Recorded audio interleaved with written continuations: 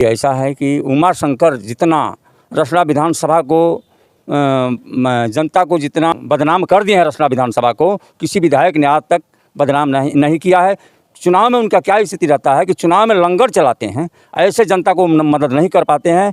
ये मैं सरासत में कह रहा हूँ, इससे मैं ज़्यादा क्या कहूँ। राजभर समाज है, आज भी मैं चैलेंज कर रहा हूँ पूरा उत्तर प्रदेश में कि ओम प्रकाश राजभर के साथ हैं, डॉक्टर अरविंद राजभर के साथ अरविंद राजभर हैं गठबंधन में भारतीय जनता पार्टी के साथ, वो भारी मतों से चुनाव जीतेंगे। और जो 400 पार का नारा है उसमें ये साबित करेगा घोसी लोकसभा कि गठबंधन का चुनाव बिल्कुल जीत का एनडीए का हिस्सा अपना साबित करेगा। हिंदुस्तान तक न्यूज मनोज टेकर के साथ बता दूं, इस वक्त मैं घोसी लोकसभा क्षेत्र में हूं और घोसी लोकसभा इन दिनों अपने आप में वायरल चल रहा है। पूरे प्रदेश में सबकी निगाहें घोसी पे ऑलरेडी बनी हुई है। घोसी यूँ कहा जाए कि 80 सीटों में एक क्रेजफुल नज़र आ रहा है। तो घोसी में क्या कुछ सियासत है, क्या कुछ हलचल है, कुछ बीजेपी के नेता हैं मेरे साथ जो जुड़े हैं। आइए उनसे मैं बातें करूंगा और उनसे जानने का प्रयास करूंगा क्या कुछ बीजेपी के खेमे से क्रेज निकल कर आ रहा है। और कहीं ना कहीं अरविंद राजभर हैं, तो उनसे सारी बातों पर पहलू पे मेरी चर्चा होगी। तो स्वागत है आपका मेरे चैनल पर। जी बोलिए। थोड़ा दर्शक भी जानना चाहेंगे कि आप पहली बार मेरे चैनल पे हैं, तो एक परिचय देते हुए विस्तार रूप से अपना बात को रखेंगे। जी मेरा नाम सतेंद्र सिंह है, ग्राम चिलकहर है और रसड़ा विधानसभा है, घोसी लोकसभा है। राजनीति की बात करें नेताजी, तो कब से बीजेपी का दामन आपने पकड़ा हुआ है? मैं 1998 से मैं पकड़ा हूँ। अच्छा, शुरू से इसी पार्टी में रह गए या फिर किसी और पार्टी में? नहीं, इसी में रह गए शुरू से। जी, शुरू से रह गए जी।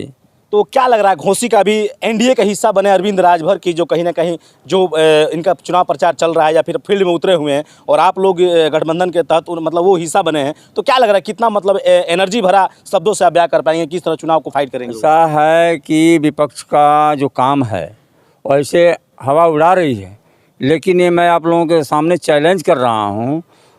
इंडिया गठबंधन कहते हुए नहीं थक रहा है कि जैसे उपचुनाव हमने जीता है, फाइनल चुनाव भी हम लोग जीतेंगे, यानी कि 80 सीट का दावा वो भी कर रहे हैं। 80 सीट में से आपका लोकसभा भी पड़ेगा, क्या कहेंगे?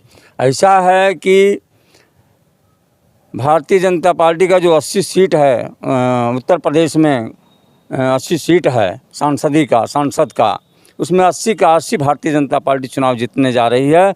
अब प्रथम स्थान घोसी का ही रहेगा, भारी से भारी मतों से घोसी लोकसभा अपना साबित करेगा, संसद में जाएगा। अरविंद राजभर अपना भारी मतों से चुनाव जीतकर जाएंगे घोसी लोकसभा। इंडिया गठबंधन के हिस्सा बने महेंद्र राजभर भी हैं, वो भी दावा ठोक रहे हैं कि उत्तर प्रदेश में पूरा पूर्वांचल में जितने राजभर हैं कुछ परसेंट क्या आधा अवधि देखा जाए तो मेरे साथ भी राजभर है। कितना आपको लग रहा है सक्रिय है महेंद्र राजभर को? देखिए, ऐसा है कि जो महेंद्र चौहान हैं उनके साथ एक भी राजभर बिरादरी नहीं है, ये मैं दावे के साथ। उपचुनाव में क्या एक वजह रहा कि हार का सामना करना पड़ा बीजेपी को? ऐसा है कि जनता अपना विचार रख दिया, उससे कोई अंतर नहीं पड़ने वाला है, इससे मैं बहुत वो नहीं हूँ। कहीं ना कहीं राजू राय भी दावेदारी ठोकते हुए नजर आए हैं कई चैनलों पे कि चुनाव हम फाइट कर रहे हैं, तो उनके पक्ष में भी जो कि इंडिया गठबंधन के जो पदाधिकारी हैं, नेता हैं, वो सब लोग लगे हैं जोर शोर से और पूरा अग्रसर कर रहे हैं, कूच कर रहे हैं कि हम लोग चुनाव किसी भी कीमत पे जीतने जा रहे हैं। ऐसा है कि राजू राय का पता भी नहीं चलेगा, उनकी जमानत जब्त हो जाएगी इस घोसी लोकसभा में, ये मैं चैलेंज करता हूँ।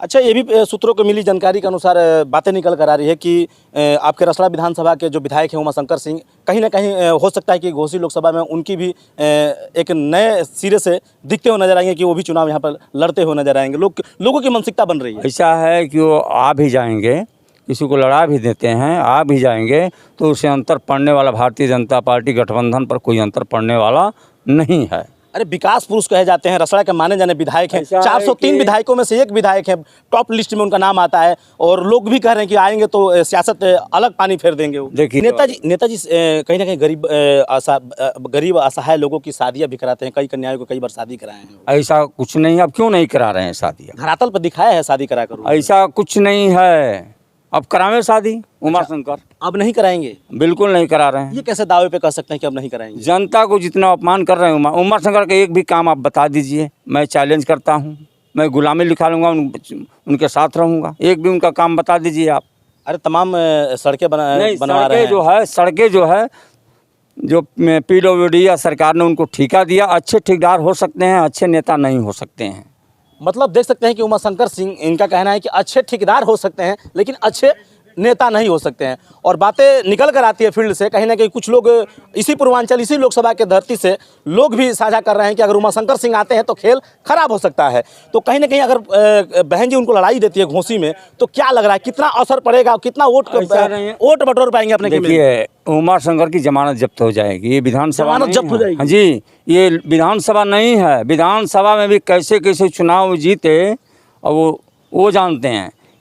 ये सांसद का चुनाव है, लोकसभा का चुनाव है। मोदी जी को हाथ को मजबूत करना है तो भारतीय जनता पार्टी का जो गठबंधन है डॉक्टर अरविंद राजभर का, वो चुनाव भारी मतों से जीतेंगे और घोसी लोकसभा, पूरे लोकसभा में 1 नंबर पर चुनाव जीत कर जाएगी एकदम।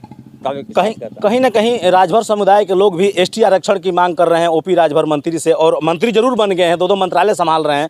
लेकिन अगर कितना % लग रहा है कि शासन सत्ता सरकार में है डबल इंजन की, क्या लग रहा है कि एसटी आरक्षण दिलवा पाएंगे 17 जातियों को? ऐसा है कि वो सरकार का काम है, न हमारा काम है, न प्रकाश जी का। सरकार भाई दे दे आरक्षण, उसमें क्या आपत्ति है किसी को? अच्छा, आरक्षण नहीं मिलेगा, चाहे बातें चल रही है, तो कहीं ना कहीं चुनाव पर इसका असर नहीं पड़ेगा? 17 जातियों को जो मुद्दा उठाया था ओम प्रकाश राजभर ने। अच्छा, ये बता दीजिए, किसी को आरक्षण दे दिया जाए हैं तो उसको लाभ मिल जाता है।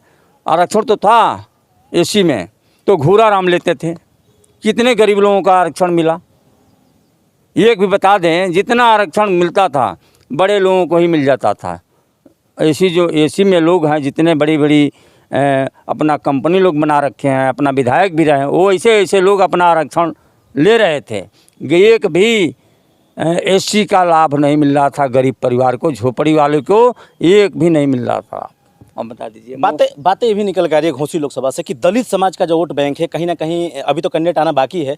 अगर उमाशंकर सिंह आ जाए, फिर कोई मुस्लिम चेहरा आ जाए, तो इसका भी असर दिखाई देगा आपके बीजेपी गठबंधन एनडीए के? कुछ नहीं, जनता, गरीब जनता जान रही है, सभी लोग जान रहे हैं कि मोदी जी के सिवाय कोई कहीं भी मोदी जी के सिवाय दूसरा कोई रास्ता नहीं है। अच्छा, यहाँ पर पूर्वांचल में ऐसा भी होता है कि ज़्यादातर जातीय चुनाव को देखा जाता है। जनगणना की बात कर दें या फिर जो निकल के जात पक्षों जो निकल के आ रही है कि आबादी के हिसाब से, तो यहाँ पर जो कि देखा जाए तो पिछड़ा समाज और भी जो समाज है, दलित समाज सबसे अधिक संख्या में है। दलित समाज के साथ और भी कोई समाज मिल जाता है, और तुलना की जात को लेकर तो कहीं ना कहीं दलित समाज भारी होगा और बीएसपी भारी हो सकती है। ऐसा है कि देखिए, दलित समाज की बहन जी थी हमारी मायावती जी, कितने दलित को अपना कितना भलाई बहन जी ने किया।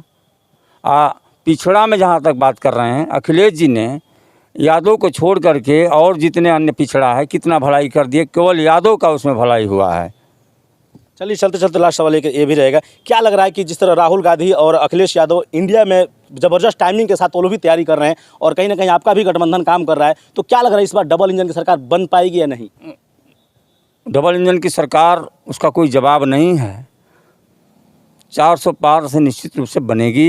इंडिया गठबंधन में कोई गठबंधन नहीं है, केवल ऊपर से लोग गठबंधन है, अंदर से तो इतना कलहबाजी है, लातालूती है कि अपने में लोग त्रस्त हो रहे हैं। अच्छा। एक मैं बात बता देता हूँ, रामायण में धनुष यज्ञ हुआ, तो धनुष यज्ञ में अलग अलग देश से राजा लोग गए और धनुष को तोड़े, धनुष हिली नहीं, तोड़ने के लिए गए, हिला नहीं, तो फिर मिल करके लड़े तो कुछ धनुष का एक बाका नहीं बिगड़ा। ये जो मोदी जी 400+ का जो इन्होंने टारगेट बना दिया है, बहुत पहले जो कि बड़े चैनलों पे आकर उन्होंने कह दिया कि प्रेस कॉन्फ्रेंस में कि 400 पार इस बार सरकार जो उनकी बने जा रही है दोबारा, इसमें विपक्षी जो पार्टियां हैं वो कह रही हैं कि कहीं ना कहीं ईवीएम में गड़बड़ी है, खेला है, इनको पहले ही पता है कि 400 पार हो जाएगा। नहीं, ये विपक्ष के लोग कह रहे हैं, ये जनता कह रही है कि 400 पार, मोदी जी नहीं कह रहे हैं। अच्छा, क्या लग रहा है अगर ईवीएम की जगह बैलेट पेपर से अगर चुनाव हो जाता है, बाय द वे देखा जाए तो क्या 400 पार रहेगा? ये तो केवल कहीं चुनाव नहीं हुआ, ईवीएम पे चुनाव नहीं हुआ है।